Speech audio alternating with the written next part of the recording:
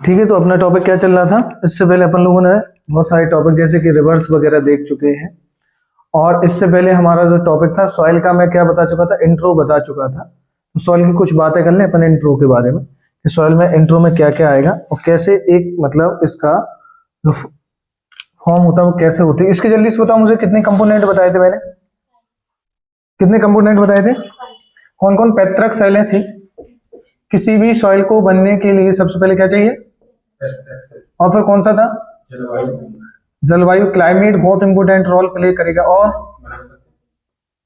हाँ, vegetation most important है। और भूमिगत जल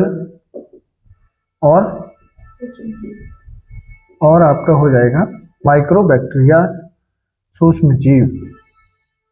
तो किसी भी मिट्टी को बनाने के लिए उस पर इंपोर्टेंट क्या होता है? उसका जो ओरिजिन होता है, स्टार्टिंग पॉइंट जिसे बोलते हैं, इस कॉन्सेप्ट को बोलते हैं मृदा जनन। मृदा जनन मतलब मिट्टी का कैसे जन्म हुआ, मिट्टी को बनने के लिए क्या क्या होना चाहिए। जब एक मिट्टी बनती है तो पूरा फॉर्मेशन कैसे होगा सॉइल का, तो वही चीज है जो हमें समझना है अच्छे से। तो देखो पहले क्या है, हमें यही चीज अच्छे से देखना है कि पैतृक सेलें क्या रोल प्ले करती है। देखो किसी भी चीज को, जैसे हमें रोटी बनाने के लिए सबसे पहले किसकी जरूरत पड़ेगी? गेहूं की। अभी तो नहीं गेहूं से सीधा आटा बन जाए। गेहूं को फिर सुखाएंगे, उसको साफ करके फिर उसको पिसवाया जाएगा चक्की के द्वारा। फिर पीसने के बाद फिर जब उसमें पानी आनी डाल के फिर ये सब चीजें होने के बाद तब जाके फिर वो आटा गूंदेंगे उसको पूरा, और फिर उससे निकलेगा क्या? फिर रोटी बेलिए, फिर सेकना। अब चाहे वो चूल्हे के द्वारा हो चाहे वो गैस के द्वारा हो, फिर जब जाके हमें मिलेगी क्या? रोटी। तब प्राप्त होगी रोटी। ऐसी खाने का सिस्टम। तो मिट्टी हमें आज जो इस फॉर्म में मिलती है, ऐसे नहीं मिल जाती मिट्टी। मिट्टी का फॉर्म है सबसे पहले वहां पे किसी भी चट्टान या रॉक या जिसे कहेंगे सेल, सेल का मिलना बहुत जरूरी। जैसे कि मैंने बात की थी ब्लैक सॉइल है। ब्लैक सॉइल किससे बनती है? लावा निर्मित लावा से, बेसाल्टिक लावा। तो बेसाल्टिक लावा होता है, उससे मिलती बनती है क्या? Black soil. उसी प्रकार किसी सॉइल को बनने के लिए सबसे पहले जरूरी होती है, क्या जरूरी होती है? पैतृक सेल है। फिर मैंने बताया था कि जो पैतृक सेल है ये क्या करती हैं? आधारभूत ढांचा प्रदान करेंगे। क्या करेंगी? हाँ, आधारभूत ढांचा या आधारभूत खनिज मिलेंगे, जिसमें क्या क्या मिलता है? देखो खनिज बताया था, इसमें खनिज प्राप्त होंगे। और क्या प्राप्त होगा? पोषक तत्व। पोषक तत्व। देखो किसी भी मिट्टी को ये अच्छे से समझ लेना है, किसी भी पैतृक सेलों में क्या क्या प्राप्त होता है? आधारभूत खनिज। मतलब आधारभूत मतलब हो गया किसी भी चीज को बनने के लिए उसकी बेसिक चीजें क्या होगी, स्टार्टिंग में चीजें क्या होगी, इसलिए यहां पे शब्द दिया है आधारभूत। आधारभूत मतलब होता है बेसिक। बेसिक। तो सबसे पहले हमें खनिज और इसमें पोषक। तो क्वेश्चन सीधा बनता है, मैंने पहले भी बताया था कि पोषक तत्वों किसमें प्राप्त होगी, पोषक तत्व किससे प्राप्त होते हैं, खनिज किसमें मिलते हैं? तो आंसर हो जाएगा आपका पैतृक सेल। सबसे पहले तो क्वेश्चन यही है कि फर्स्ट स्टेज क्या होनी चाहिए सॉइल की फॉर्मेशन की। तो सबसे पहली जो स्टेज होती है, स्टेज जो होती है वो होती है पैतृक सेलों की सबसे पहले। फिर इसमें इंपोर्टेंट रोल प्ले करता है क्या? जलवायु। जलवायु क्या करता है? मिट्टी के निर्माण में क्या करेगा? रासायनिक क्रियाएं करेगा। क्या करेगा? हाँ, रासायनिक क्रियाओं की भूमिका निभाएगा। फिर मैंने बताया था ये क्या करेगा? रासायनिक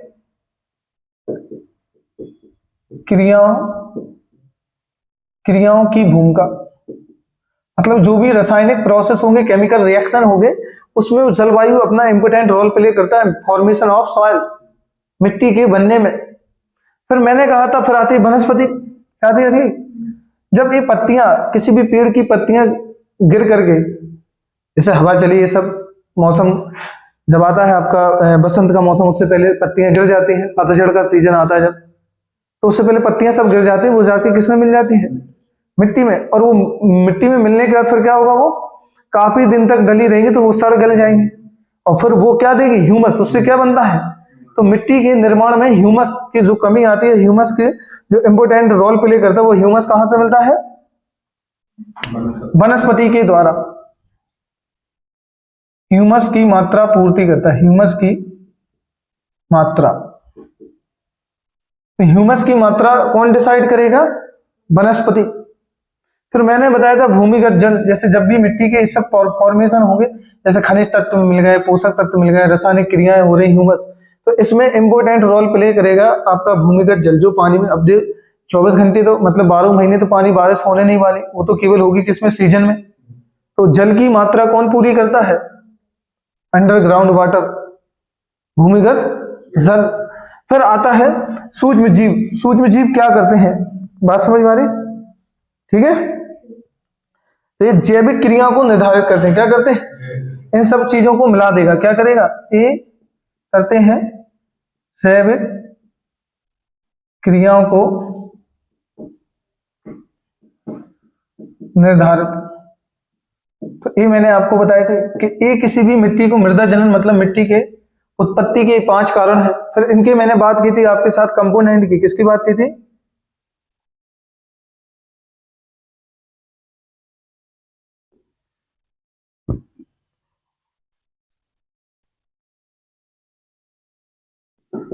कंपोनेंट्स, जिसे कहेंगे संगठन।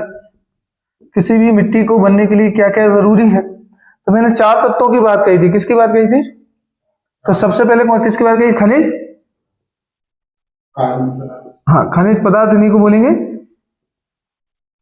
इन्हीं को क्या कहेंगे, हाँ देखो एक मिनट, सबसे पहले आएगा क्या, ह्यूमस या कार्बनिक पदार्थ। सबसे पहले कार्बनिक पदार्थ, वो कोई दिक्कत नहीं कहीं भी कर लो, या ह्यूमस, इसकी इंपोर्टेंट रोल है। अब ये आता किसी भी सॉइल को, इस सॉइल का पढ़ रहे हैं अपन, मिट्टी का, मृदा का, कि मिट्टी में, सॉइल में कितना % चाहिए ह्यूमस, तो ये होता है 5 से 10%। कितना होता है, 5 to 10%, 5 से 10% ह्यूमस होना चाहिए किसी भी सॉइल में, क्लियर। तो 5 से कितना होना चाहिए, 10% रोल प्ले करेगा। इसके बाद फिर मैंने कहा था आपसे, अगले पॉइंट पे बात की थी खनिज पदार्थों की, किसकी बात की थी, खनिज पदार्थ।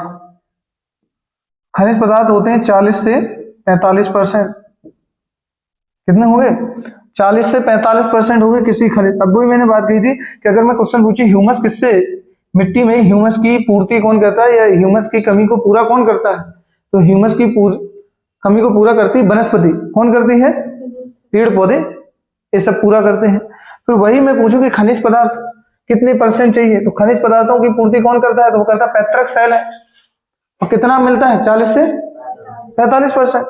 अब आगे मैं बात करूं, इसमें 2 चीजें और मिलती हैं, एक मिलता है मृदा जल, एक मिलेगा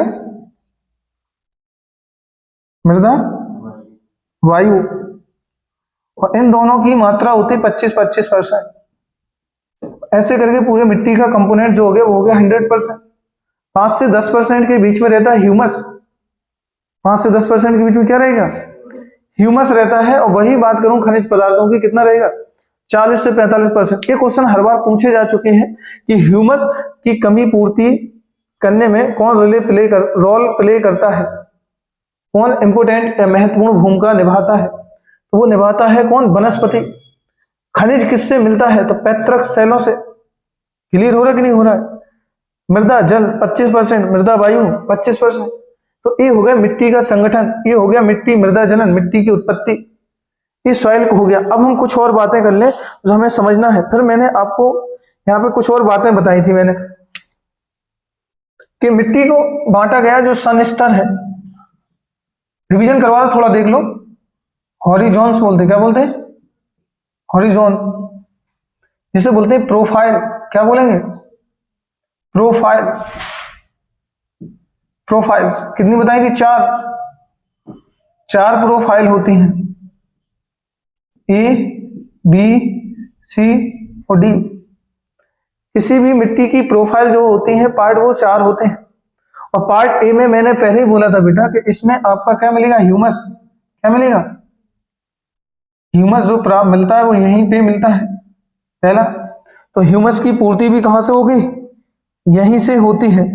और ये इसी को बोलते हैं टॉप सॉइल, क्या बोलते हैं, टॉप सॉइल, ऊपरी परत है ना, सबसे बेस्ट क्वालिटी है। इसी में मिलेगी जड़ें, क्या मिलती हैं, जड़ें इसी में मिलेगी आपकी। यही वाली लेयर होगी सबसे उपजाऊ, क्या होगी, सबसे उपजाऊ,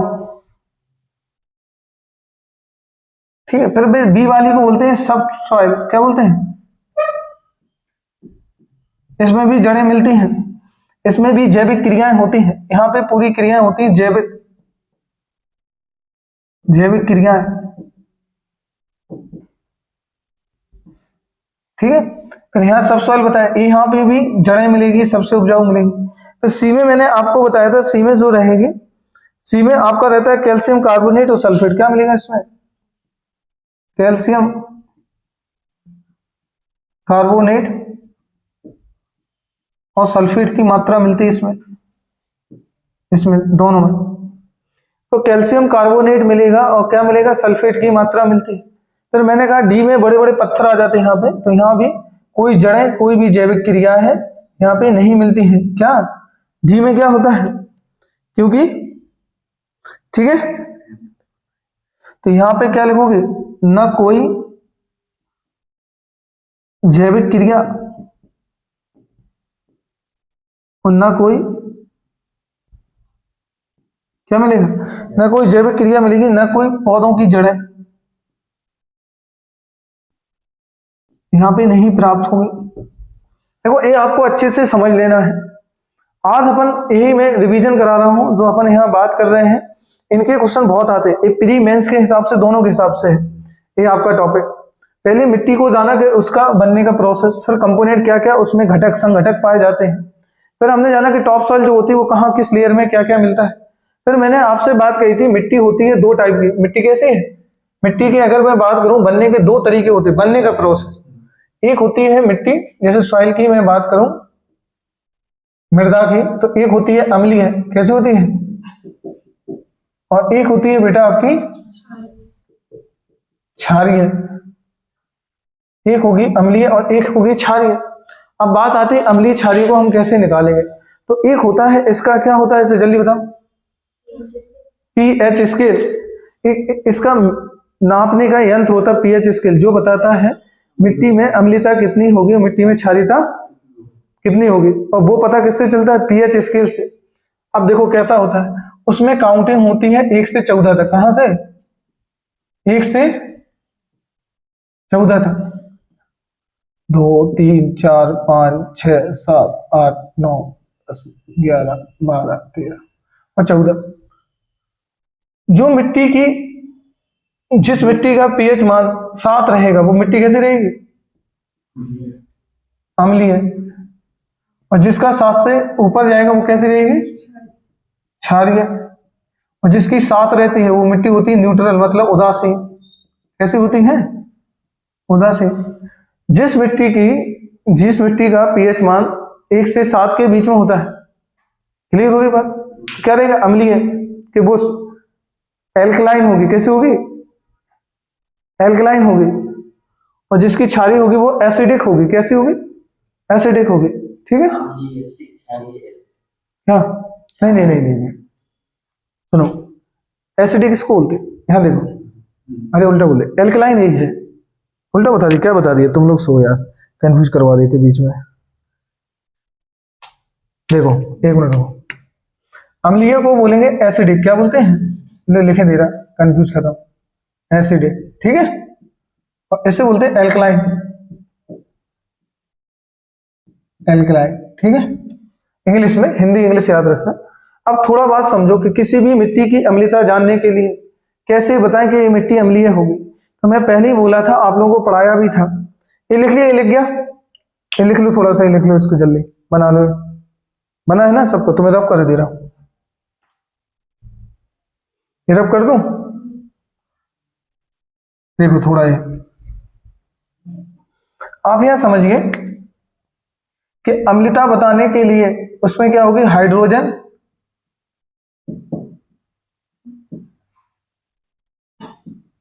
की मात्रा अधिक, क्या होगी? हाइड्रोजन की मात्रा अधिक होगी। और जिनमें हाइड्रोजन मतलब आयन, तो जिसमें हाइड्रोजन के आयन अधिक होंगे तो वो कैसे होगी? अम्लीय होगी। और जिसमें हाइड्रोजन के आयन कम होंगे वो क्षारीय हो जाएगी। इसमें मैंने बताया था कौन कौन से तत्व पाए जाएंगे, कौन कौन से एलिमेंट, पोटेशियम और सोडियम। जिन मिट्टी में पोटेशियम के सोडियम Na मात्रा होगी तो वो मिट्टी कैसी होगी, क्षारीय। याद रखना, इनके पीएच स्केल इस सब चीजें याद रखना, कैसे अम्लीयता बताते हैं।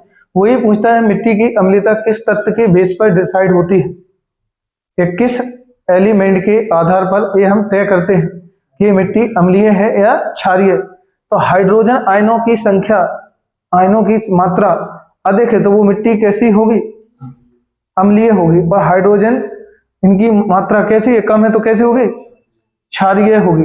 क्लियर। तो उसमें क्षारीय के लिए क्या क्या मैंने बताया, पोटेशियम सोडियम अधिक होती है। क्लियर है इतना, कोई डाउट, आगे बढ़े। तो ये हमने पढ़ लिया बेसिक। अब हम चलते हैं, हमारा टॉपिक था क्लासिफिकेशन ऑफ इंडिया सॉइल। क्या था टॉपिक, ठीक है। अब मैं इसको रफ कर रहा हूं सबको, ठीक है। देखो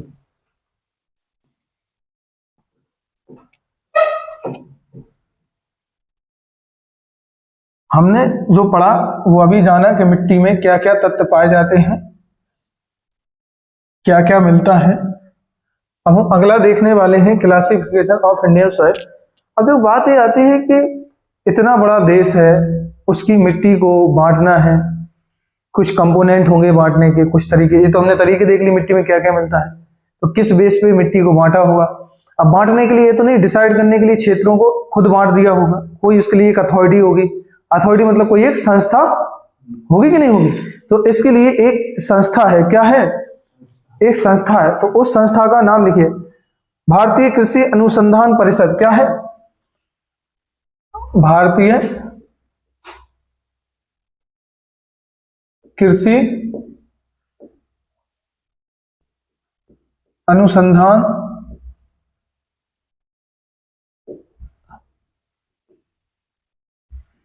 परिषद। भारतीय कृषि अनुसंधान परिषद है, ये संस्था है। और इसको इंग्लिश में बोलते हैं ICAR। इसका इंग्लिश में भी लिख लो, दोनों नाम लिखते जाओ। Indian council agriculture research, Indian council agriculture research. ये बनी कब थी, इसकी स्थापना हुई 1986। ये आपके पूछ लेते हैं कि कौन से डिपार्टमेंट के तहत सॉइल का रिसर्च किया गया है, किस बेस पे बताया गया है। तो इसने क्या किया है कि भारत में जो इंडिया है, इंडियन सॉइल को,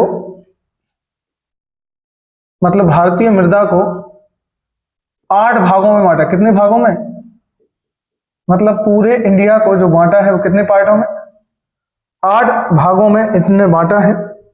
पहचान की है 8 पार्टों को, बड़े बड़े पार्टों को। तो 8 पार्टों में या 8 भागों में से बांटा गया है। वही हमें समझना है कि कौन कौन से हैं 8 भाग। तो पहले तो मैंने बता दिया था कि बेटा एक अम्लीय होती है और एक कैसी होती है, क्षारीय। वो चीज अलग है, वो उसमें pH मान से पता चलता है या उनके एलिमेंट से या तत्वों से पता चलेगा। अब हमें ये देखना है कि उसमें 8 कौन कौन सी सॉइल है। तो लिखो बेटा साथ में, एलुवियल जिसे कहेंगे जलोढ़, इसी को एलुवियल बोलते हैं। अगला लिखो, एलुवियल का रेड, लाल, रेड सॉइल। अगला काली, मतलब ब्लैक सॉइल। उसके बाद अगला लेटेराइट,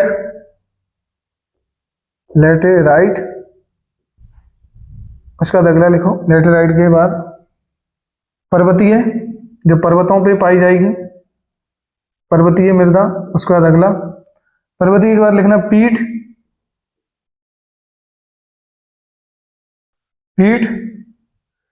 इसी को बोलते हैं आपका क्या, दलदली। क्या बोलते हैं, इसी को क्या बोलते हैं, दलदली, जो दलदली क्षेत्रों में पाई जाती है। तो पीठ या दलदली। और एक हो जाएगी अम्लीय क्षारीय। तो 1 2 3 4 5 6, 3 3 6 दलदली, इसी को बोलते हैं क्या, वो आ करके लिख लो, दलदली। ये होगा मरुस्थली। क्या, मरुस्थली मतलब डिजर्ट सॉइल, जो रेगिस्तान में पाई जाएगी। और एक मिलेगी, अगला लिखो लवणीय या क्षारीय, लवणीय एवं क्षारीय। इस तो पीएच स्केल पे निकाल लेते हैं अपन इसको, ठीक है, लवणीय या क्षारीय। ये सॉइल है जो 8 भाग हैं हमारे भारत में, मृदा के सॉइल के 8 भागों में से बांटा गया है और एक एक को बहुत अच्छे से पढ़ना है। पहले सेक्टर जानना है कि किस क्षेत्र में पाए जाते हैं, उसके कंपोनेंट जानना है, उसकी क्वालिटी जानना है। देखो किसी भी मिट्टी को पढ़ने से पहले, मिट्टी सॉइल को पढ़ने से पहले उसको पहले जानो वो कौन से क्षेत्र में पाई जाती है। पहला क्षेत्र में जानने के लिए वो ये देखो कि वो सॉइल के पर्वतीय भाग में है कि नदी वाले भाग में है या मैदान में है या जंगलों में फॉरेस्ट वाले भाग में है या रेगिस्तान में है या फिर किसी समुद्र के किनारे है। क्लियर हो रही बात? मतलब कोई वाटर बॉडी उसके साथ लगी है तो वो दलदली क्षेत्र कहलाएगा। फिर ये पढ़ने के बाद वो क्षेत्र कौन सा मिट्टी के, फिर उसमें देखेंगे उस मिट्टी की विशेषताएं, उस मिट्टी की क्वालिटी क्या क्या है, उसकी क्वालिटी, उस सॉइल में क्या क्या पाया जाएगा, जैसे कौन कौन से एलिमेंट होंगे, कौन से एलिमेंट नहीं होंगे, मतलब कि कौन कौन से उस सॉइल में, उस मिट्टी में तत्व पाए जाएंगे, कौन कौन से तत्व उसमें नहीं पाए जाएंगे। तो हमें यही देखना है, तो उसी की हम बात कर ले। तो पहले तो हम देखते हैं सबसे पहले कि पूरे भारत में अगर हम बात करें सबसे ज्यादा नदियां जो है वो मिट्टियां बनाती हैं। सबसे ज्यादा कौन बनाती हैं? क्योंकि ज्यादातर भारत में जो नदियां हैं वो पर्वतीय नदियां हैं। कैसी नदियां हैं? जैसे आप हिमालय की नदियों को देखो, हिमालय से निकलती हैं, वो भी पर्वतीय है। प्रायद्वीपीय पठारों से या प्रायद्वीपीय भागों से निकल रही है, वो भी कैसी है? पर्वतीय नदियां हैं।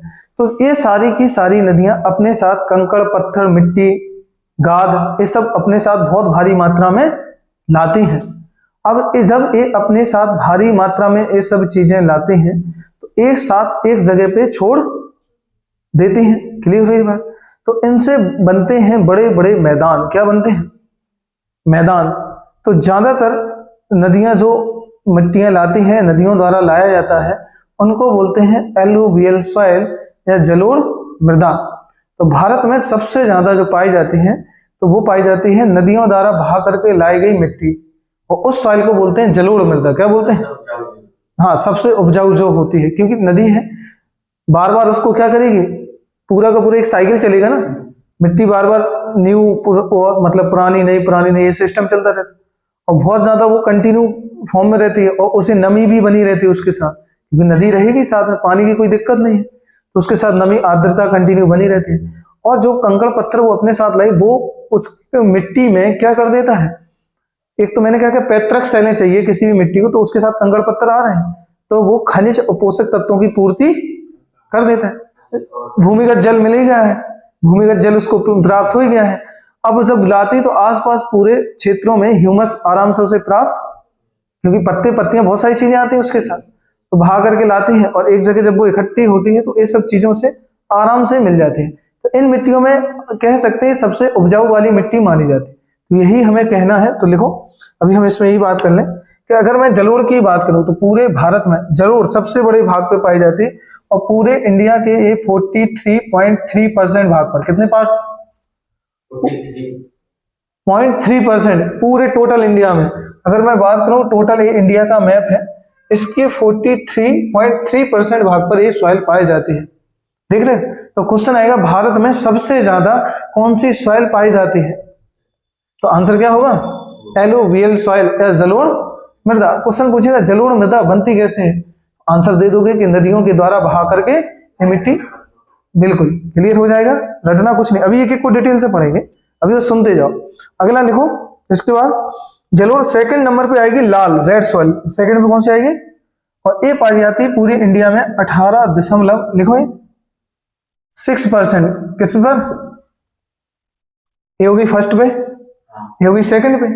अब लिखते हैं अगला, अगला आता है ब्लैक सॉइल। ब्लैक सॉइल पाई जाती है 16.6% भाग पर, ठीक है। और फिर आता है लेटराइट, लेटराइट पाई जाती है 4% भाग पर, और बाकी जो ये सब है ये अन्य अन्य प्रतिशत।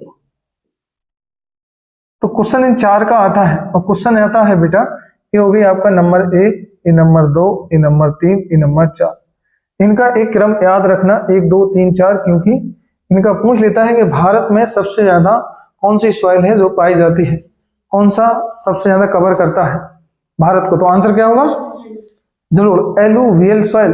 अब वही चीज हम जब मध्य प्रदेश में पढ़ते हैं तो एमपी में सबसे ज्यादा कौन सी सॉइल पाई जाती है? Black soil.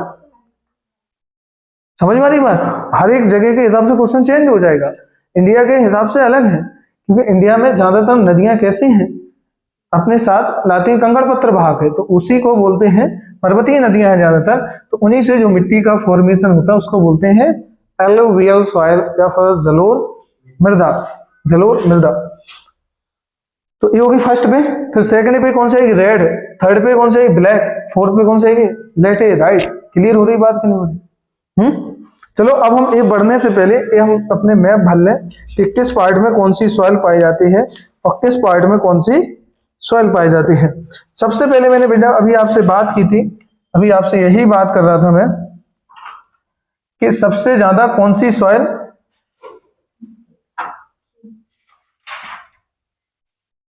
तो सबसे ज्यादा मिलेगी कौन सी? एलुवियल मिलेगी ना। अरे सबसे ज्यादा कौन सी मिलेगी? जलोढ़ मिलेगी ना। नहीं समझ में आ रही बात?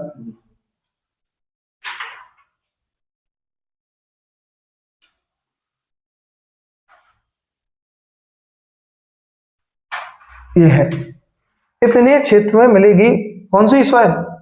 जलोढ़ मृदा, एलुवियल सॉइल, इतने क्षेत्र में। ऐसे बना देता हूं मैं, ऐसे क्रॉस करके, तो आपको बन जाएगा। ये मैप भर लो पूरा, ठीक है। ये आपको आराम से इसको ऐसे फिल कर लो।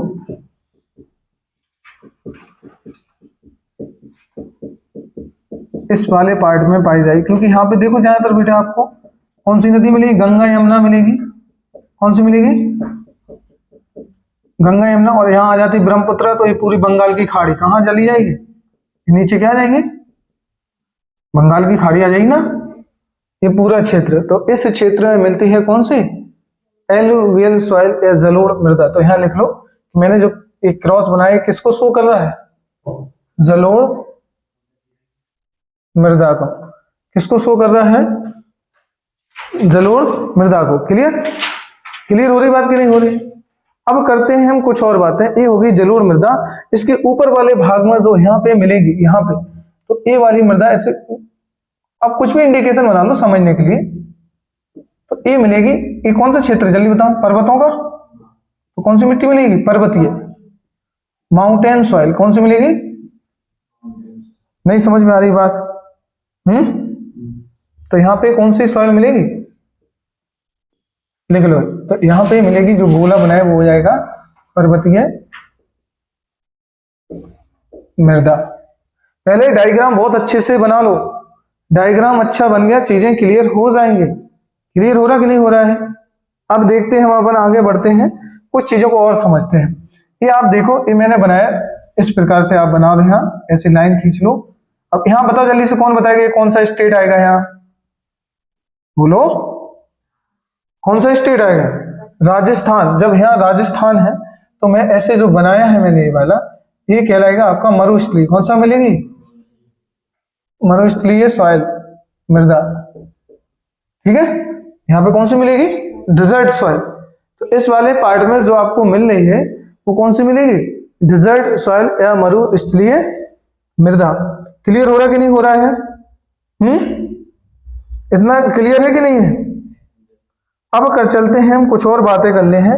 फिर यहाँ पे आपको सबको पता है कि इस वाले पार्ट में, यहाँ पे इस वाले पूरे पार्ट में यहाँ पे इस प्रकार से आता है ये वाला हिस्सा, दक्कन ट्रैप। क्या आता है? दक्कन का पठार। क्या आएगा? तो यहाँ पे कौन सी मिलेगी सॉइल? Black soil. कौन सी मिलेगी? काली मृदा। तो ये बना लो, यहाँ पे कौन सी मिलेगी?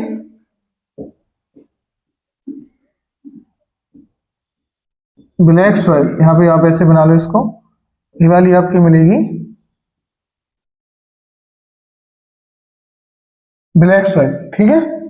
तो यहाँ पे जो मिलेगी इस प्रकार से, ये है आपकी ब्लैक सॉइल है, काली मृदा। ठीक है, ये हो गई आपकी कौन सी, काली मृदा। क्लियर हो रहा कि नहीं हो रहा है? आगे चले। अब आती है बात इस वाले पार्ट में, देखना इस वाले पार्ट में ऐसे ये वाला, ठीक है, ये पूरा किनारे पे जाएगा। हाँ, फिर यहाँ पे ये पूरा नीचे तक ऐसे, ये है रेड सॉइल। कौन सी है जो मैंने ऐसे खड़े में बनाया एकदम, ये है आपकी रेड सॉइल। इतना तो क्लियर हो ही रहा है, हो रहा कि नहीं हो रहा है?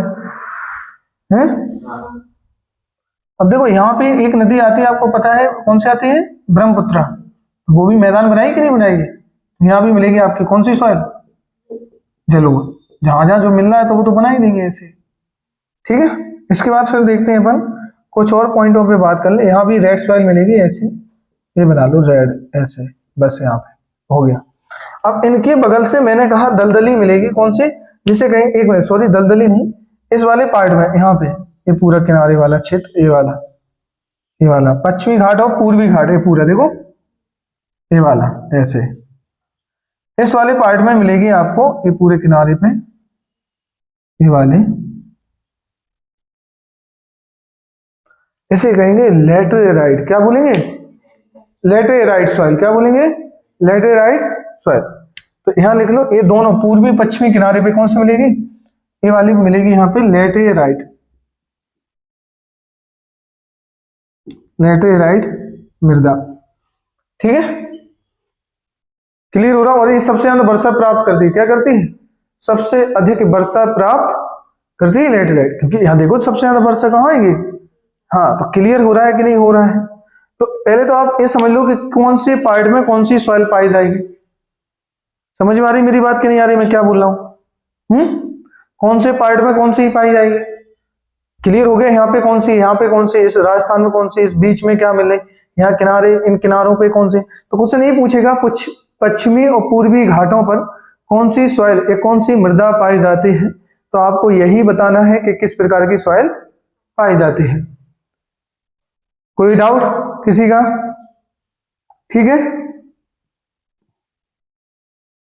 तो ये रहा आज अपन ने जो पढ़ा, आज अपन ने जो चीजें देखी वो देखा अपन ने। सबसे पहले टॉपिक कौन सा देखा, मिट्टी का फॉर्मेशन देखा, मिट्टी का मृदा जनन क्या होता है, पूरा उसका एक एक स्ट्रक्चर देखा, मिट्टी में क्या क्या बनने के लिए प्रोसेस है। फिर मिट्टी के कंपोनेंट देखे, सॉइल के कंपोनेंट देखे। फिर हमने देखा मैप के अकॉर्डिंग जो ICAR है, इंडियन काउंसिल एग्रीकल्चर रिसर्च, जो हमारा डिपार्टमेंट है, उसके द्वारा भारत की मृदा को मतलब सॉइल को 8 भागों में बांटा गया। कितने भागों में? जिसमें 8 भागों में से सबसे ज्यादा जलोढ़ पाई जाती है 43.3% भाग पर, फिर रेड देखी, रेड 18.6% भाग पर, ब्लैक सॉइल है 16.6% भाग पर, लैटेराइट है 4% भाग पर। अब हम इन्हीं को एक एक सॉइल को, दो सॉइल को ऐसे करके 2-3 लेक्चर और पढ़ेंगे। इनको अच्छे से एक एक लेक्चर के हिसाब से, या एक लेक्चर में 2 मिट्टी या 3 मिट्टी ऐसे खत्म कर लेंगे, क्योंकि इसमें टाइम लगेगा यहाँ तक, पर यहाँ पे टाइम नहीं लगने वाला है, क्योंकि ज्यादा सॉइल इंपोर्टेंट है, तो ये वाला थोड़ा डिटेल से पढ़ लेंगे। Okay, thank you.